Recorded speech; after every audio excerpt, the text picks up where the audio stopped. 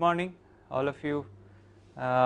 So today we will look at in fact continuation of the last class, which was extending Greit's solution. The Greit solution was originally proposed by Grades for slug flow profile, and it looks at the thermally developing region or the thermal entry region, wherein you are hydrodynamically fully developed and you are looking at only the entrance region where the thermal boundary layer is developing. For such kind of that is what we call as region 2. So Grades assumed a slug flow, so where anyway the slug flow doesn't vary and it's uniform everywhere, and he had developed a solution for constant wall temperature, which we had seen earlier. So there the eigen functions were, what were the eigen functions essentially in the original Grades problem?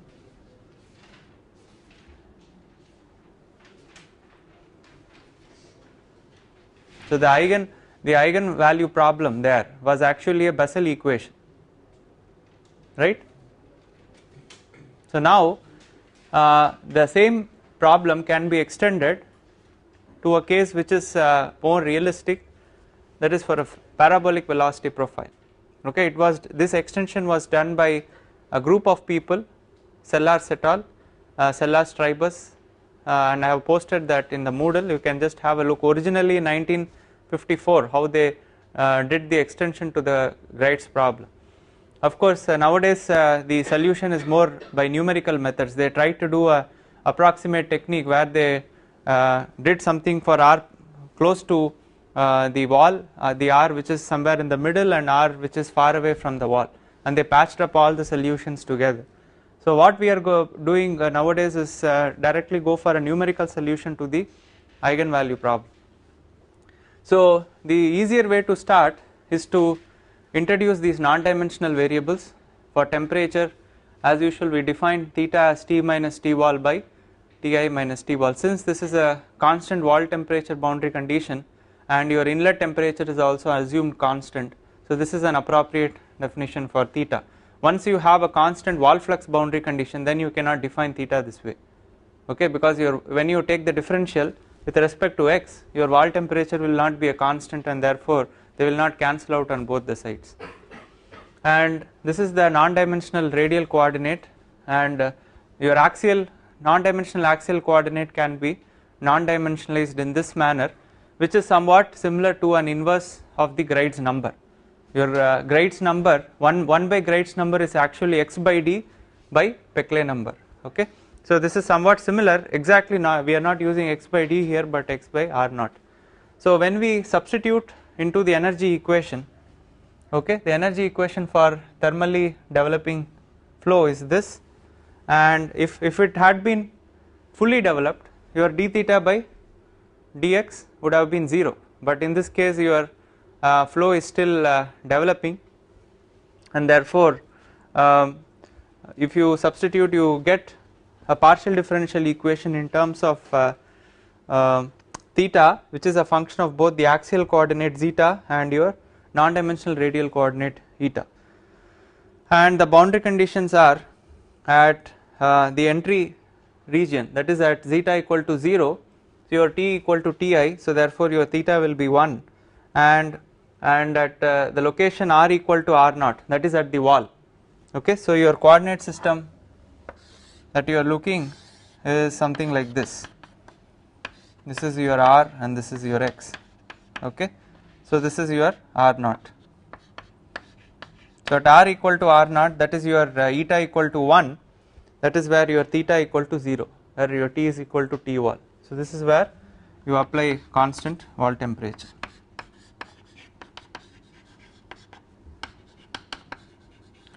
And at eta equal to 0, that is at r equal to 0 center line, there is a symmetry in the profile, so therefore your gradient at the center line should be 0. So now once you assume that you can use separation of variables to solve this, we introduce theta and we break up the solution as a product of two independent solutions. One is a function of only eta, the other is a function of zeta. So we introduce x as a function of zeta and r as a function of eta, and then substitute into the PDE, and then we get we reduce the PDE to two ordinary differential equations through the eigenvalue lambda square. Okay, and the eigenvalue problem here is basically the one with homogeneous boundary conditions, which is basically in the eta direction. And if you compare this to the Bessel equation, you can find that this last term here is not same. So therefore this is not a Bessel equation. If you look at these first two terms, they appear similar, but the third term is not the same, as it is a function of you have eta. If you multiply by eta square, you will have eta square into 1 minus eta square. That comes different from the Bessel equation. And these kind of general eigenvalue problems are called Sturm-Liouville eigenvalue problems. Okay, so any kind of an eigenvalue problem, whether this is a Bessel equation or a basic ODE, can be represented as a Sturm-Liouville eigenvalue problem. So the Sturm-Liouville eigenvalue problem can be cast into a differential equation like this. Of course, you can express this also in this particular form, and the Sturm-Liouville problems have a particular property that when you integrate your eigen function, you multiply your eigen function and you multiply it with the weighing function. The weighing function is this, which appears on the right hand side. So this is the particular property. This is your Kronecker delta. So if m equal to n, then this will be equal to 1, otherwise it will be 0. Okay, so now if you compare your eigenvalue problem to the Sturm-Liouville problem, okay, so you can write your eigenvalue problem into the Sturm-Liouville form. So that will come out as minus d by d eta into eta dr by d eta plus the term corresponding to q of x is 0 here, and this term can go to the right hand side, and that can be expressed as lambda square into 1 minus eta square into eta into r. So I am multiplying throughout by eta, and the first two terms I can combine and write it in this particular format. Okay, now the format is the same as the Sturm-Liouville format. You can compare the coefficients. Your p of x is nothing but eta, q of x is 0, and your weighing function is 1 minus eta square into eta. So this is your weighing function as a function of eta. Okay, so this can be written as 0 to 1. So this is strictly speaking a to b. Okay, in your case your eta goes from 0 to 1, that's why I have just used 0 to 1 there. So this is 0 to 1, and this will be r n of eta into r m of eta into weighing function here, which is eta into 1 minus eta square d eta is equal to delta mn times 1 by 2 lambda, because here your lambda square is your lambda. So this is square root of lambda square, which is lambda n into dr n by d lambda n into dr n by d eta at eta equal to 1. Okay, so this is how the corresponding property of Sturm-Liouville comes out to be in this case. And if you want to write the final solution for theta, which is basically x into r, so you know the eigen functions. Now in this particular case, this is an ODE, and to get the eigen function you have no other option but to solve it numerically.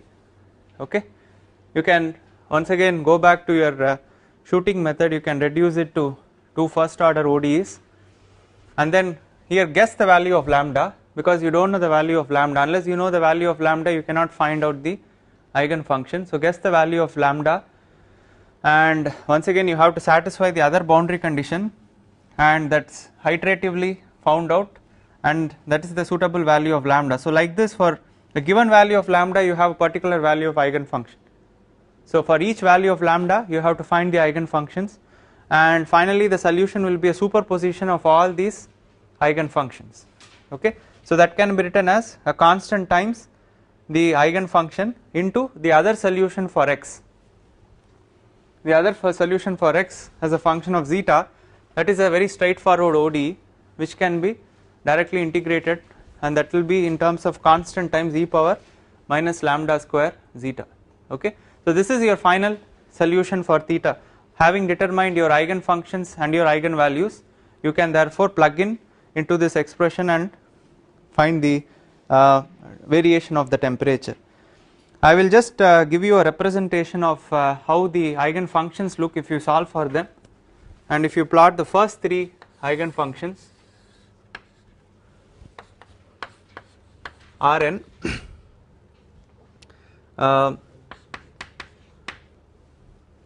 0, it varies between negative -1 to 1,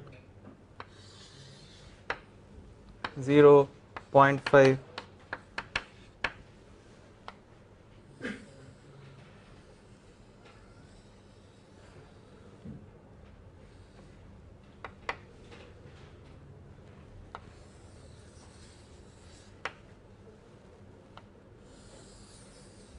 so this is your R0, R1 and R2.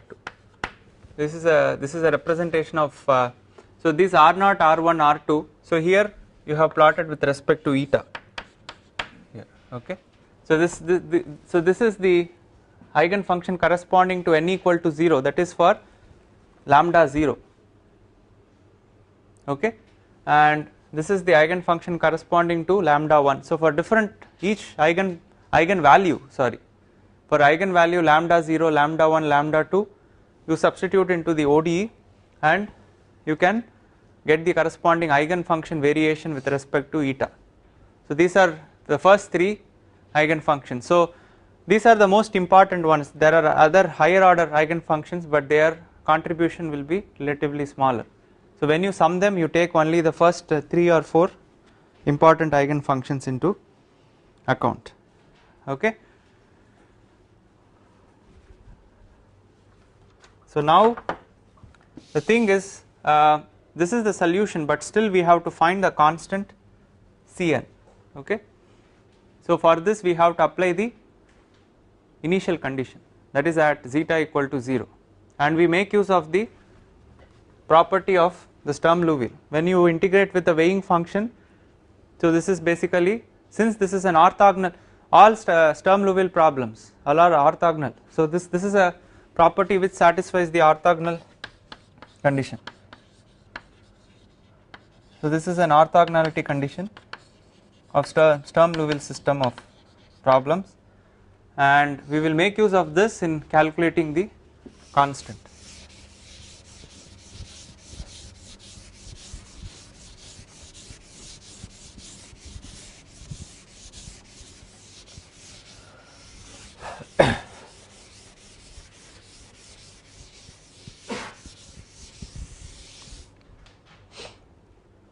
So let me call this as equation number 1, and I am going to multiply both sides by Rm and integrate. So for first, before doing that, I will apply the condition at zeta equal to 0, which is equal to 1. Therefore 1 equal to summation n equal to 0 to infinity Cn, you have Rn of eta into e power minus lambda n square 0, that is 1. So I can now multiply both sides by Rm of eta and the weighing function. Okay, so the weighing function is here eta into 1 minus eta square d eta, and integrate from 0 to 1. So this is also the same. I have Rm eta into eta into 1 minus eta square d eta. Okay, so multiply by this Rm eta into the weighing function and integrate both sides. So now I make use of my orthogonality property. So therefore only for m equal to n this will be non-zero, okay.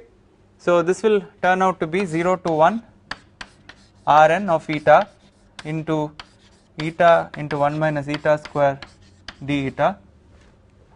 On this side you can sum only if m equal to n, so therefore this will be 0 to 1 and the constant can come out, okay. So this will be Rn square of eta, because if m equal to n then only this will be 1, so this will be Rn square eta into 1 minus eta square d eta, okay.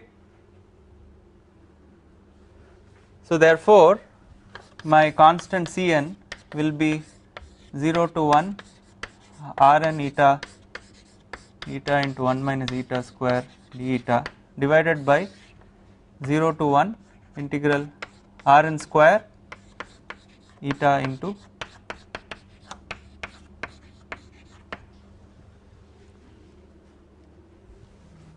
so now I have to evaluate these integrals. How do I do that? For example, the integral in the denominator, how do I calculate integral 0 to 1 Rn square eta into 1 minus eta square d eta? Using the last one. Yes. So that will be 1 by 2 lambda n into this particular thing, right? So I already know from the property of Sturm-Liouville system of equations that the denominator 0 to 1 Rn square into eta into 1 minus eta square d eta should be equal to 1 by 2 lambda n into dr n by d lambda n into dr n by d eta at eta equal to 1, okay. So this is what I get from integrating the denominator. And how about the numerator?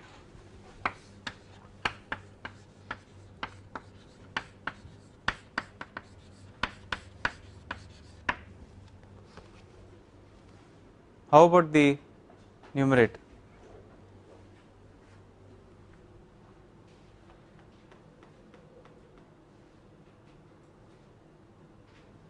You have a very nice clue. You have basically the eigenvalue problem here.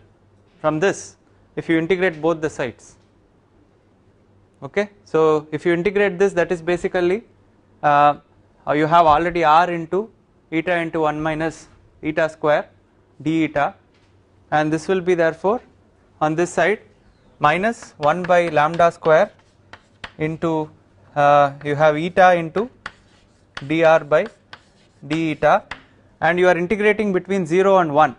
So at 0 eta will be 0, so therefore this should be at eta equal to 1, this will be 1,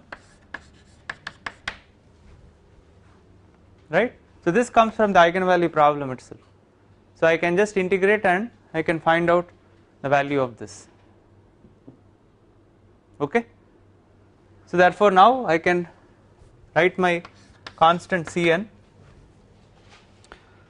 So if I substitute for this integral and this integral, what will be the constant? Minus 2 by lambda n, and so this will be dr by d eta at eta equal to 1, and denominator dr by d eta, these two will cancel off. So you have only this in the denominator. So you have into 1 by drn by d lambda n corresponding to eta equal to 1.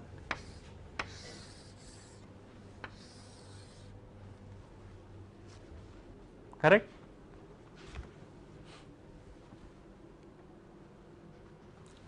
Okay, so this and this cancels off.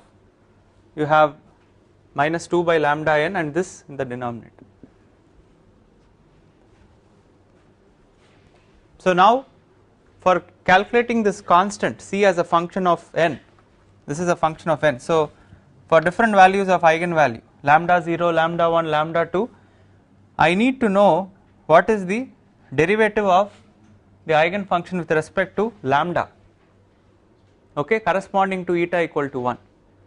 So therefore now for different values of lambda, for eta equal to 1 I should know what is the value of the eigenfunction, and then I should fit some approximate curve and calculate the slope, okay. So that basically corresponding to eta equal to 1, from there I can calculate my constant C, okay. So I can finally substitute for C into my equation number 1 for the solution.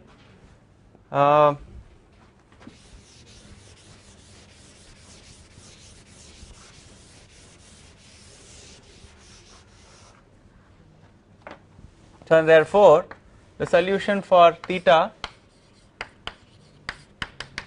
can be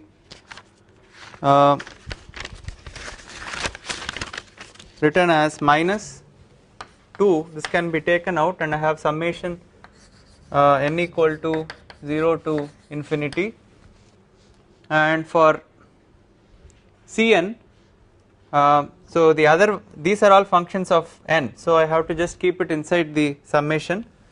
I have e power minus lambda n square zeta into Rn of eta divided by lambda n into dr n by d lambda n at eta equal to 1, okay. So I have simply substituted for C of n from what I have obtained here,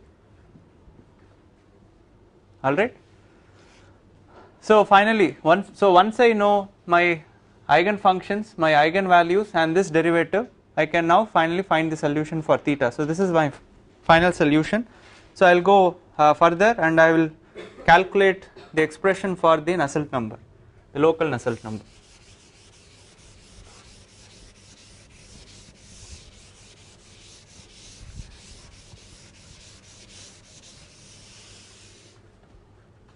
So therefore now I will define my local heat transfer coefficient as k dt by dr at r equal to r naught divided by T wall minus T mean. This is my definition of local H, and from substituting the temperatures in terms of theta and everything in terms of non-dimensional radial coordinates eta, okay. So this will be, if you substitute for T in terms of theta, you remember that theta is T minus Ti by T minus T wall by Ti minus T wall, okay. So this will be Ti minus T wall into d theta by dr at r equal to r naught divided by T wall minus Tm, okay. Now I can define a mean temperature, non-dimensional mean temperature, which is theta m as Tm minus T wall by Ti minus T wall. So here T is a function of both r and x, here T mean will be a function of only x, okay. So I can define a non-dimensional mean temperature, and you see that T wall minus Tm by Ti minus T wall is nothing but minus theta m, okay. So I can write this as minus k d theta by dr at r equal to r naught by theta m. What I can also do is replace r in terms of eta, so therefore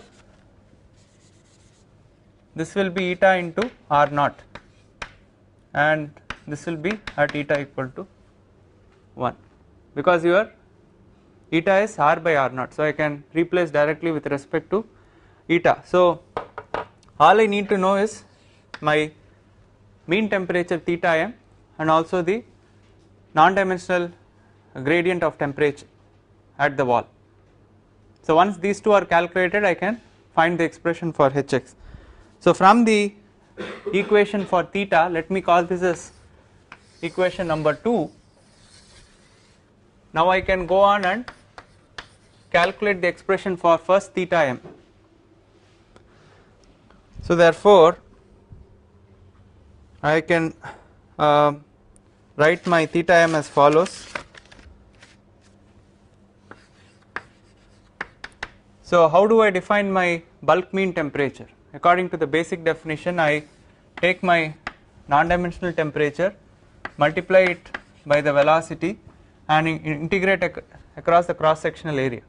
So that is 2 pi into r dr. Okay, so this is from 0 to r naught. So this I divide it again by the mass flow rate.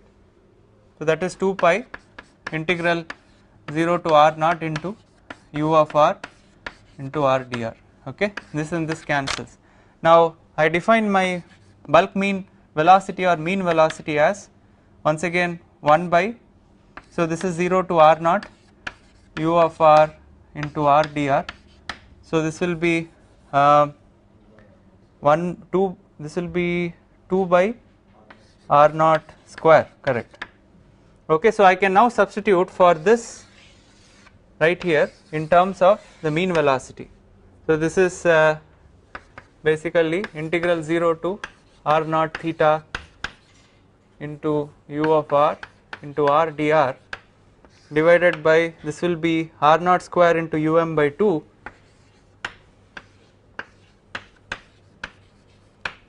Okay, so since um is only a function of x, I can take this inside the integral and I can write this as u by um into r dr. So I can now convert this completely in terms of non-dimensional coordinates. Okay, so this will be 2 0 to 1 theta into u by um into eta into d eta, because I have r by r naught here, dr by r naught. Okay, so this will be my expression for theta m as a function of non-dimensional theta and u by um. Okay, so I can now substitute. I already have my expression for u by um. What is the expression for u by um?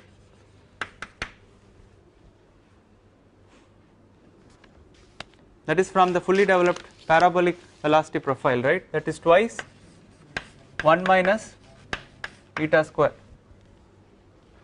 in terms of the non-dimensional coordinate. Okay, so I can substitute for theta coming from equation 2 and the velocity profile from this into theta m.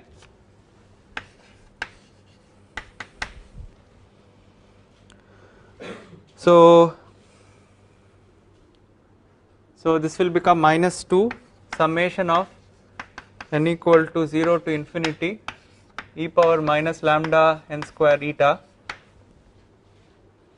divided by lambda n into drn by d lambda n corresponding to eta equal to 1 into 0 to 1. Then I have so 2 into 2 4, okay, into eta into 1 minus eta square into r, which is also a function of eta, okay, rn of eta into d eta. I'll just erase .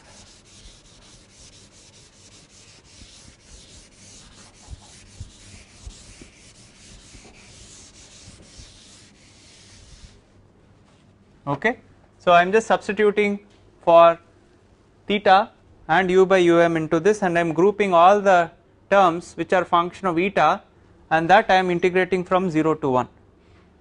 So that is basically 4 times eta into 1 minus eta square into r into d eta, right. So this eta into 1 minus eta square rn eta d eta, what is this value? So we have already seen that this is nothing but 1 by lambda n square into dr by d lambda at eta equal to 1. Okay, so we will just substitute that, and my theta m now becomes so 4 into 2 becomes 8 here.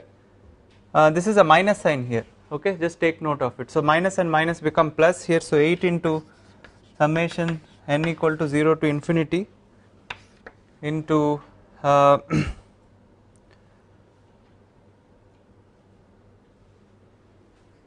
so that is a dr by d lambda n at eta equal to 1. No, this should be with respect to eta. Sorry. Therefore, this comes out with respect to eta. Please correct it. Okay. So this is drn by d eta here. Okay. So this is one of the terms multiplied by e power minus lambda n square into zeta and divided by, you have a lambda n square here and there is a lambda n here. So this becomes lambda n cube into, already you have a term drn by d lambda n. So this becomes drn by d lambda n corresponding to eta equal to 1. Okay. So this is your expression for theta m. So now you have a closed form expression for theta m as a function of the eigenvalue and the derivative of eigenfunction, both derivative as with respect to eta as well as with respect to lambda. Okay. So now we need to still find d theta by d eta with respect to eta equal to 1.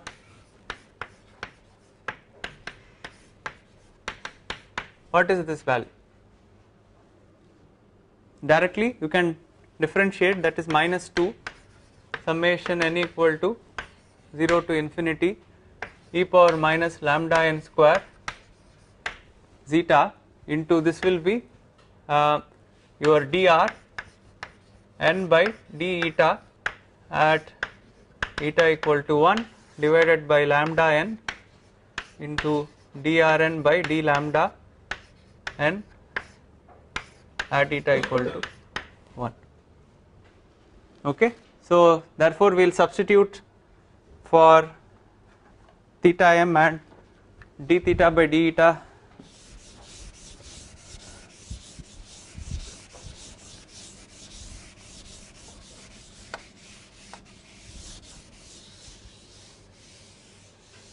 so therefore if I substitute, I can so I can also write my, so I have my expression for hx as minus k by r naught. I can directly get an expression for nu which is defined as h into r naught by k. So it should be actually defined with respect to d, therefore I will write this as h into d naught, and so this will be d naught by 2, therefore this will be minus 2 into d theta by d eta at eta equal to 1 divided by theta m. Okay. So I can substitute for d theta by d eta and my theta m, so that gives my nux as summation n equal to 0 to infinity a n e power minus lambda n square zeta divided by twice n equal to 0 to infinity a n by lambda n square e power minus lambda n square zeta, where a n is nothing but drn by d eta at eta equal to 1 divided by lambda n into drn by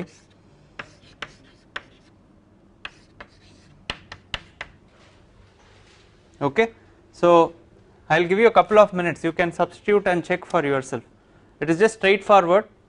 I am just grouping this entire term dr by d eta divided by lambda into dr by d lambda, this as a constant which is a function of n. Okay, so I call this as an. Okay, so this will be nothing but therefore an into summation of n equal to 0 to infinity power minus lambda n square, that is the numerator, divided by the theta m also has the same term. So in addition I have lambda n cube here, so therefore this will be an by lambda n square into this. Okay, the numerator has basically 2 into 2 4, denominator has 8, therefore there is 1 by 2 there. Okay, I hope all of you are clear. I am going pretty slow here. So therefore this is your final expression. Now to calculate my Nusselt number, here I need to basically know numerically the values of all the slopes of eigenfunction with respect to eta as well as with respect to lambda, and also the eigenvalues. So from there I can calculate my Nusselt number once I know the location, axial location where I need to.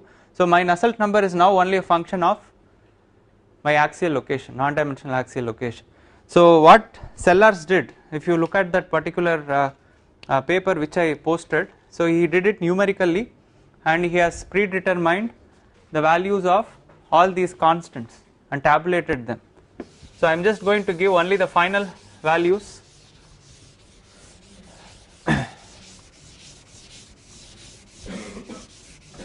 tabulated by Sellars.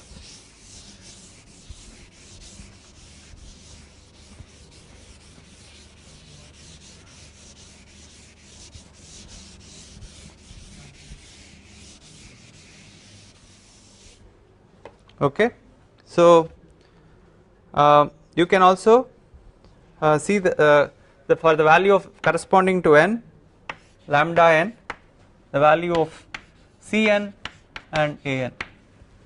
Okay, so Cn is required where? In your solution for theta. Okay, so that also everything has been computed numerically. So for n equal to 0, the most important eigenvalue, that is your 2.7043, the value of Cn is 1.466, 0.748, and similarly for 1, 2, 3, I will also give the fourth value, this is 6.6790, 10.67, 14.67 and 18.66, minus 0.802, 0.587, minus 0.474 plus 0.404, 0.544, so 0.462 and 0.38.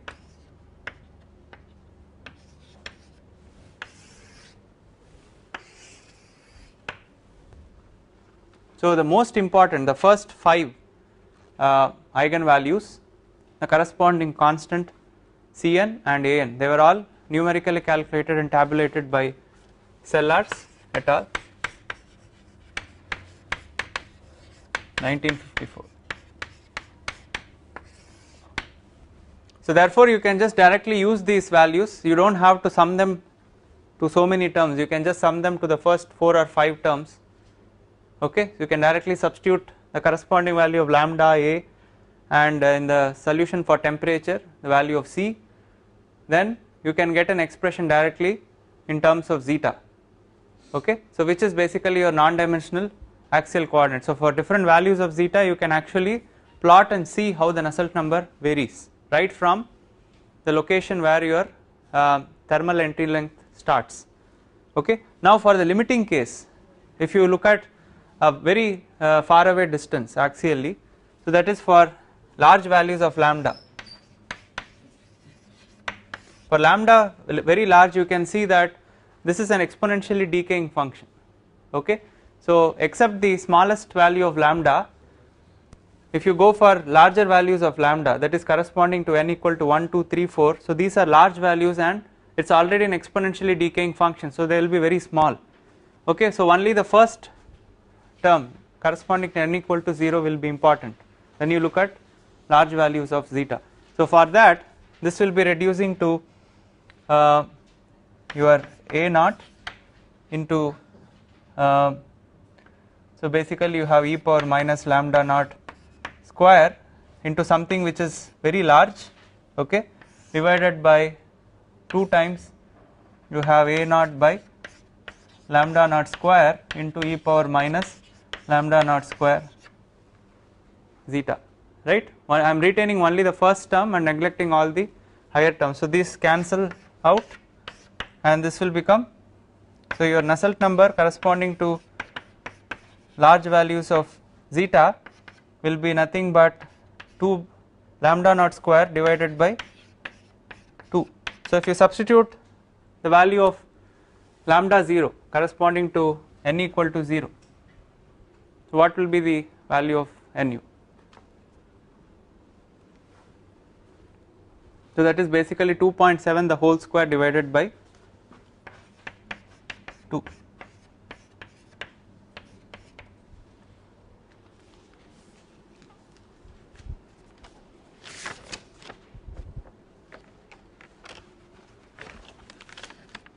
Any of you, anyone who is having a calculator can quickly check that.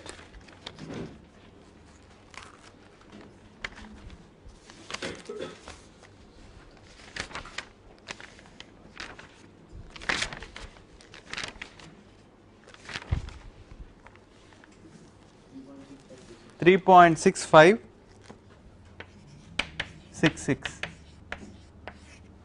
So anybody remembers the significance of this number?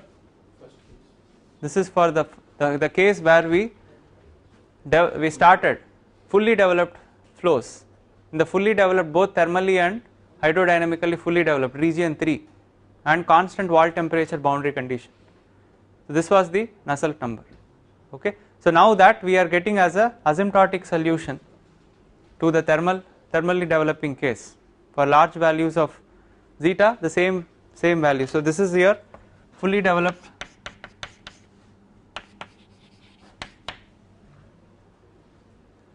okay. So that comes out naturally as an asymptotic solution. Now to wrap up this particular case, as you can see the Sturm Liouville problems, any general Sturm Liouville problems, you cannot find a direct closed form solution, you have to do a numerical solution, and therefore sometimes it is difficult to do so. So once the numerical values are calculated and tabulated, there was a person called Hausen who actually fitted the empirical curves to this numerical solution for different values of n. He took and then he substituted them there, and then he fitted set of empirical curves to the numerical solution, and then he directly proposed an empirical correlation which is independent of all these constants and the eigenvalues. Okay. So that is a very famous correlation. So that goes as nu is equal to 3.66 plus 0.0668 into Gride's number divided by 1 plus 0.04 Gride's number to the power 2/3. Okay, where your Gride's number is defined as 1 over or you can say 1 by Gride's number is basically x by d by Peckley number. Okay. So this is a very simpler correlation, you just substitute the axial location non-dimensional form as a Gride's number into this expression and you directly get your local Nusselt number. Okay. You do not have to find out eigenvalues, the corresponding constant corresponding to n equal to 0, 1, 2, 3 for this. Okay. This is an empirical correlation which fits very well with the exact solution. Okay. So you can see for the limiting case where your x by d goes to very large values, your 1 by Gride's number is basically, see here your Gride's number becomes very small for large values of x by d. So then this particular term here disappears and it will lead to the limiting case of 3.66. which is the Nusselt number for fully developed flow. Okay. So if you want to just plot the axial variation of the local Nusselt number with respect to 1 over Greitz number.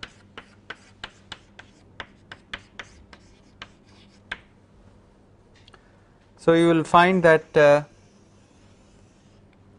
this is for the constant heat flux case. Anybody remember what is the asymptotic solution? 4.3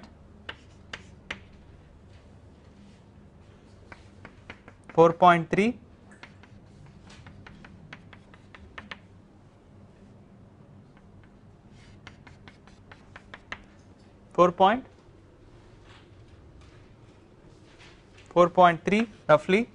This is for the constant heat flux, and this dotted line here is for constant wall temperature, and the asymptotic case leads to the value of 3.6. Okay. So if you plot the local variation, once you have the first 5 dominant terms, you plot it as a function of 1 over Greitz number, and you will find that exponentially it is a decaying function. Okay. And also you can plot both the constant wall flux boundary condition case, constant wall temperature boundary condition case. The constant wall flux case has a slightly higher Nusselt number, and asymptotically that will reach to a value of 4.3, and constant wall temperature case reaches to 3.6. Okay. So this is to give an idea about the thermally developing region. Now as I said, how do we get the constant heat flux case? Okay. So that's a slightly different problem. Okay. The problems that we have solved in the class corresponding to constant wall temperature boundary condition, okay, and parabolic velocity distribution. This was an extension which was proposed by Sellars, extension of the Greitz problem. Now the other extension is for a non-uniform wall temperature, that is for a case where you can have an axial variation of wall temperature which is a linear variation, or you can also have a constant heat flux boundary condition. So these were proposed also by Sellars, and I have uploaded a document on the Moodle which gives the extended solution for the case of a plug flow. The velocity profile is plug flow, but the boundary condition is a constant wall flux boundary condition. Okay. So there I will probably in the tomorrow's class give you hints how to approach that problem. There the boundary condition is non-homogeneous because you have a defined heat flux. So the thing is, how do we homogenize that boundary condition for getting an eigenvalue problem? So that is the key. Once you know how to do that, after that the rest of the things are straightforward. So to get an idea, you can just look into the Moodle where I have posted for the case of parallel plates. Okay, that's a much simpler case to deal with. It's a Cartesian coordinate system, and taken case of plug flow and constant wall flux condition. Okay. So I will give you, I will just describe the procedure briefly, and you can go over the document, and you can do the same thing for the case of circular tube also. Okay. So with that the developing case will be over, the thermally developing case or the thermal entry length cases will be done, and finally we look at the case of simultaneous entry length problems. So those problems we cannot do analytical solutions because you cannot neglect any terms, strictly speaking. Okay, we have to go for a full numerical solution to the Navier-Stokes equations. There have been some solutions where some approximations have been made, but still they were involving a numerical solution. So I will just give you the empirical correlations coming out of those solutions, and I think tomorrow we should be able to complete this part. And the last two classes on Thursday and on Saturday, we look at the approximate solution to the internal flow problems. So how do we use the integral method here? Okay.